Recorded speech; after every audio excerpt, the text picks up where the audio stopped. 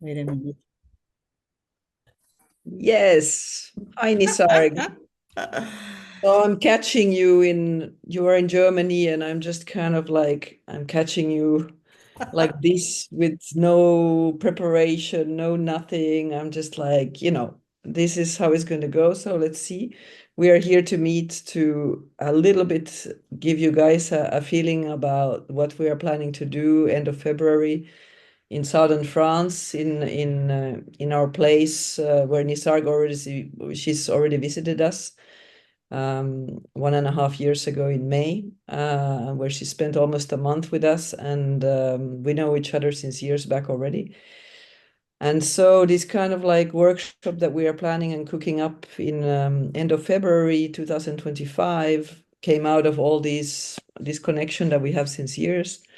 And also because I participated in your work in Corfu already twice, and I'm a student of yours also.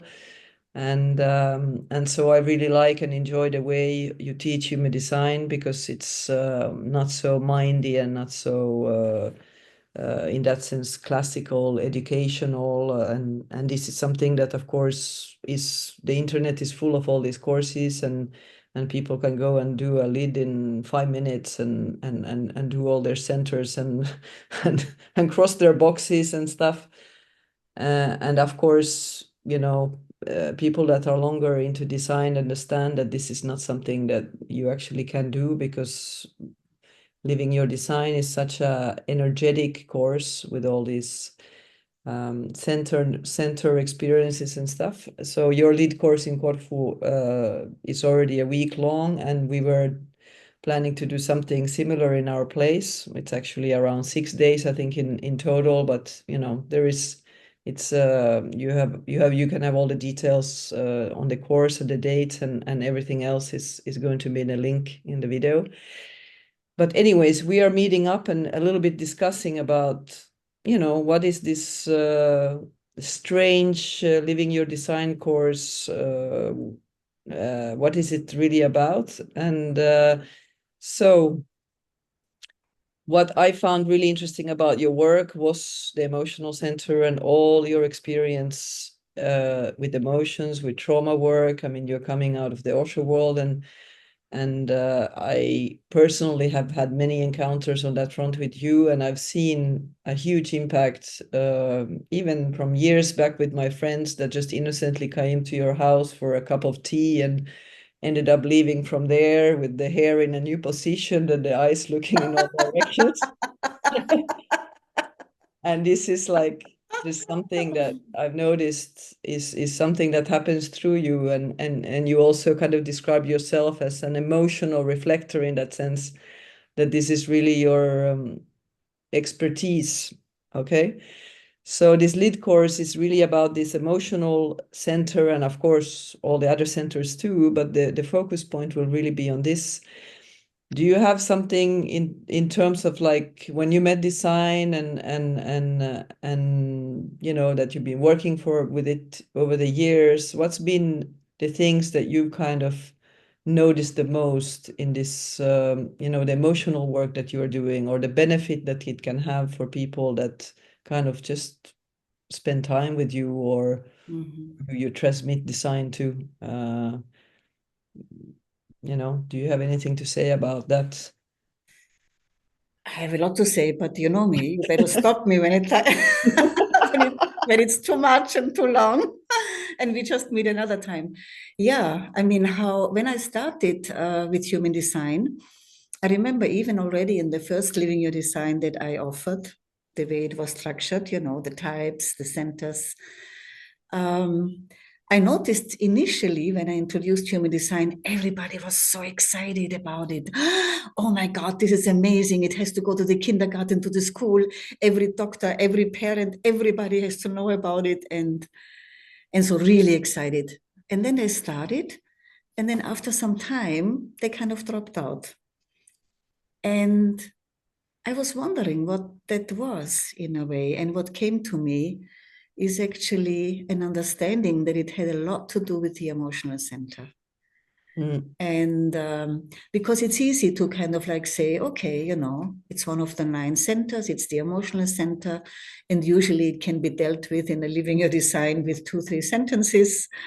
You know, this is your inner authority, and you shouldn't be spontaneous, you know, you should allow the waves to run through, and then wait for the clarity, and it's best to sleep over something. And then all the questions that I got immediately from all the emotional people was, okay, how long do I have to wait? How often do I have to sleep over it?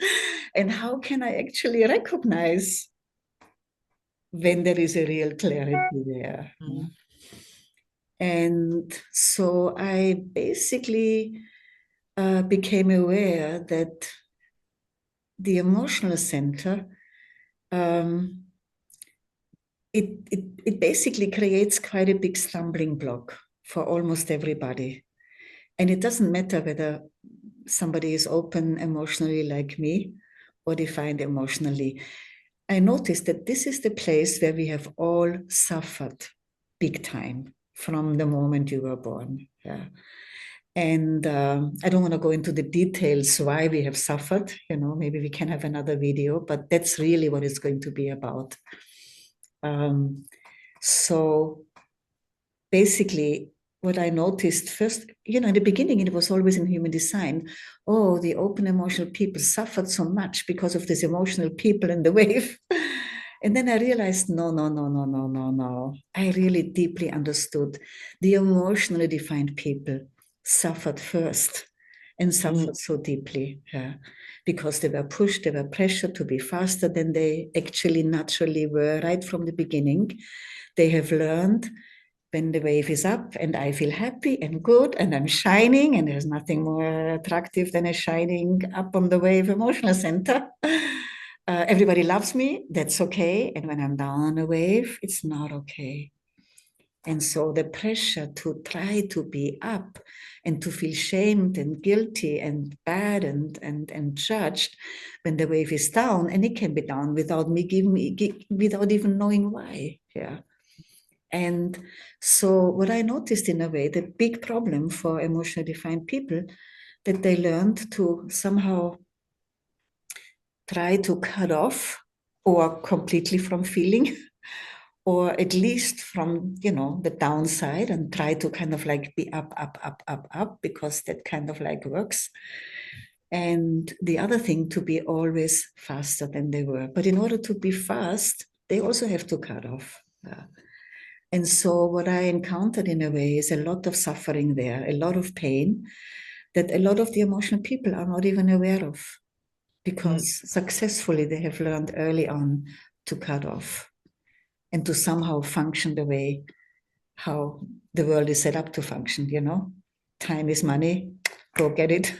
Know what you want, don't wait around, you know. I mean, don't be wishy-washy, don't be so unclear, never be uncertain, you know. And so that of course, the discomfort emotional people have, the open emotional people like me, and I know what I'm talking about, that's what we took in, and that's what we learn to identify with, what we amplify all the time. And whatever discomfort emotional people have, we amplify the discomfort. And very often the open emotional people, when I tell them they are actually open, they don't believe me initially, because particularly in a relationship, they appear to be more emotional than the one who is.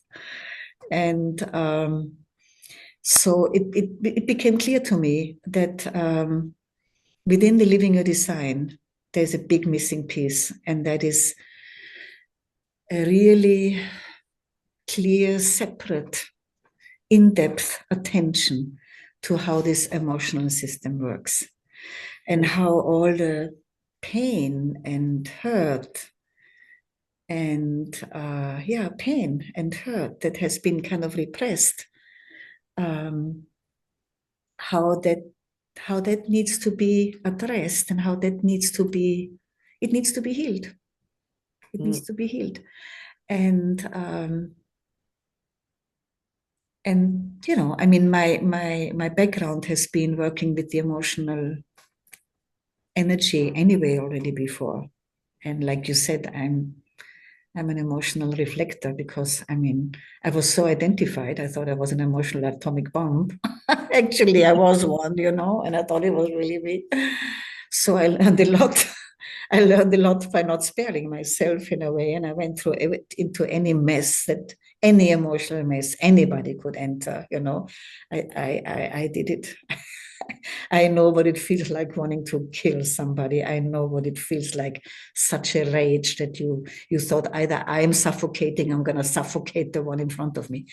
And yeah, so I felt like, okay, that's a missing piece where I feel like I have experience from my own experience and from my previous work.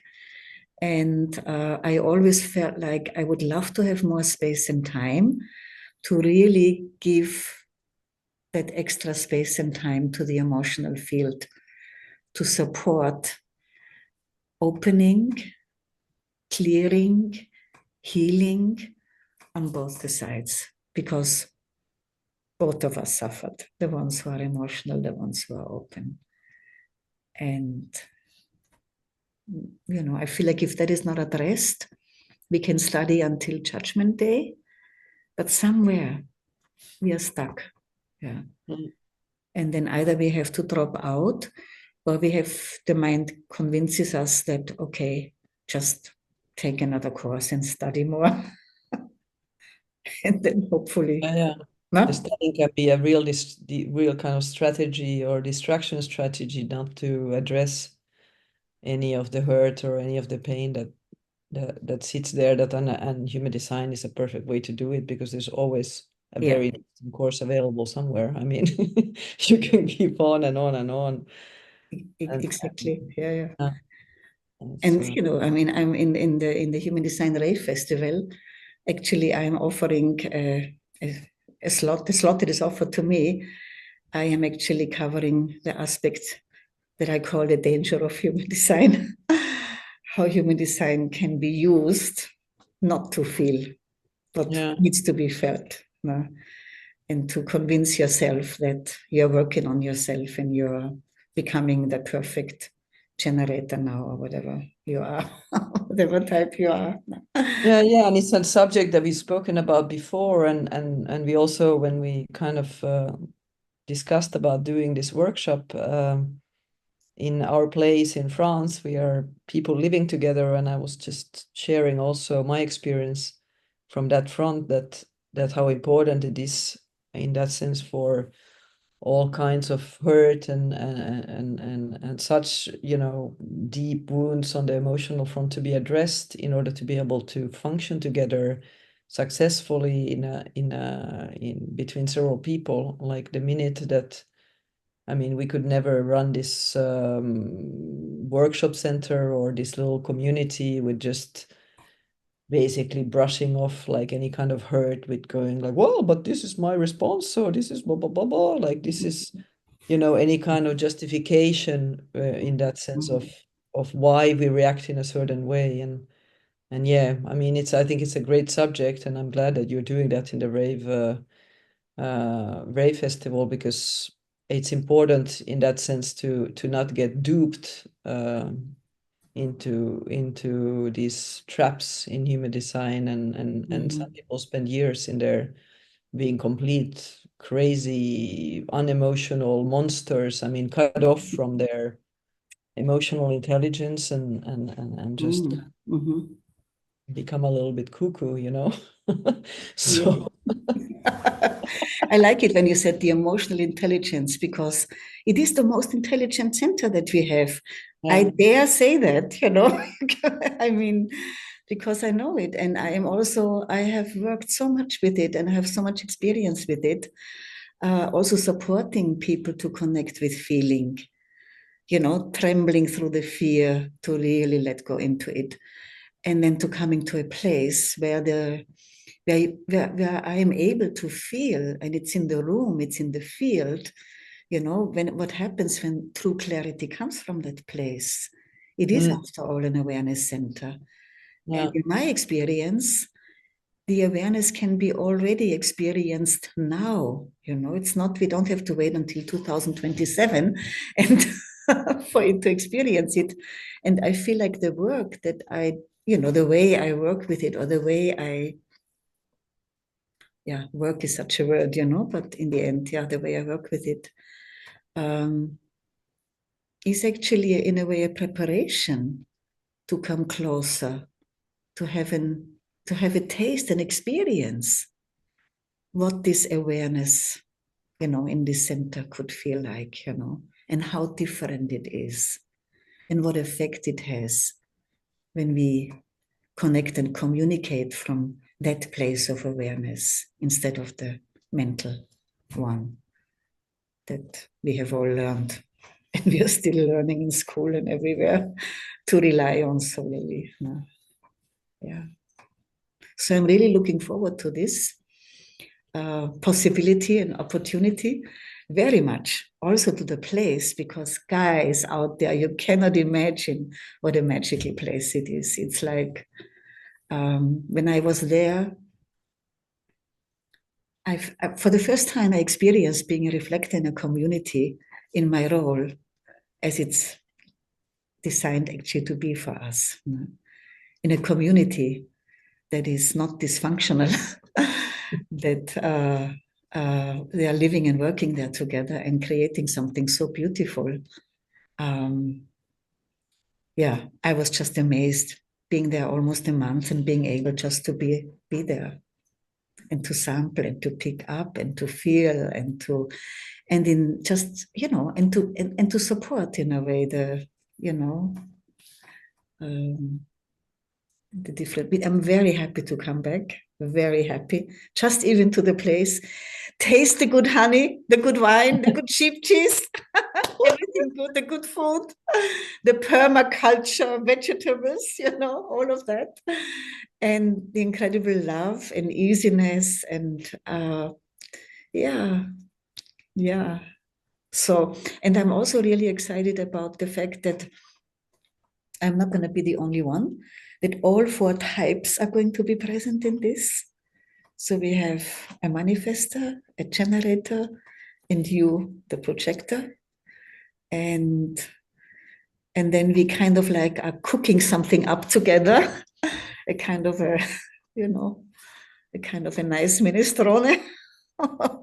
Or, one of those incredible salads that you created when I was there. I'm still dreaming of them,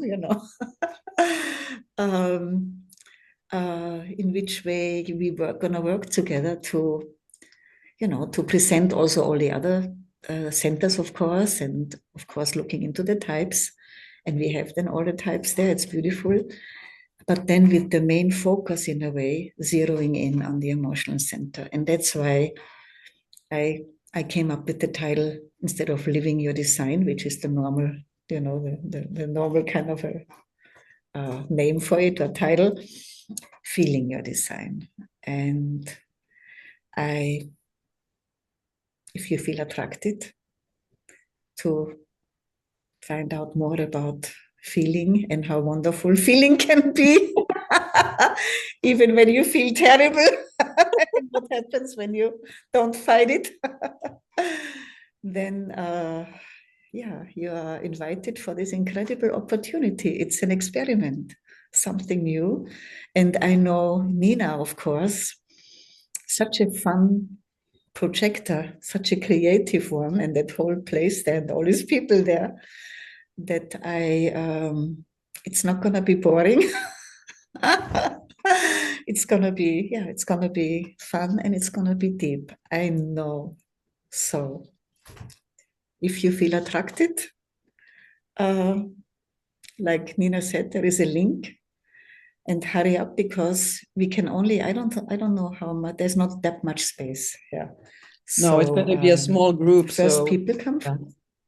Yeah, it's going to be a small group. It's going to be a small group because it's an experiment, but also because this kind of workshop and an emotional center, I think, what we discussed in the beginning, in order to be confident in going into this kind of work, if you are like 30 people in a room, it's so it's going to be an intimate setting, and each person, I mean, the idea is that each person gets time and attention, and if there is Yeah. kind of difficult things Yeah.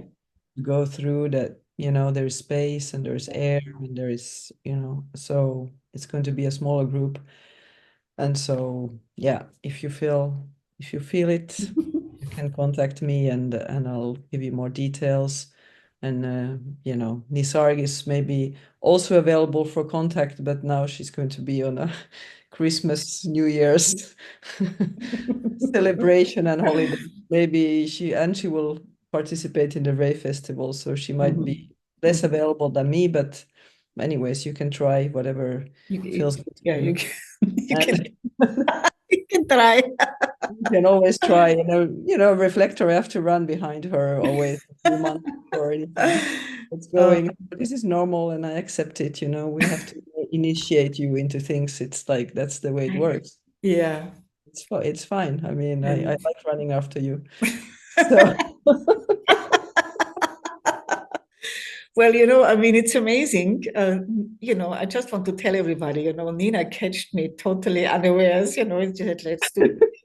I said, I didn't even have a shower today. I never brushed my hair today. I have no makeup, how am I going to look on this video, And she said, let's just try it.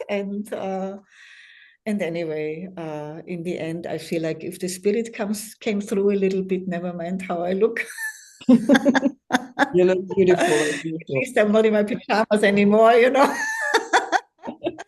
Then I hope you don't mind, and something came across that maybe you feel tickled by, and there might be a response, or you feel invited to kind of like, take advantage of this opportunity. It is an opportunity, definitely. Yeah. Bye, Nissarg. Thank you, Nina. Break, and I'll see you afterwards. Okay? I'll see you. Bye-bye. Bye-bye.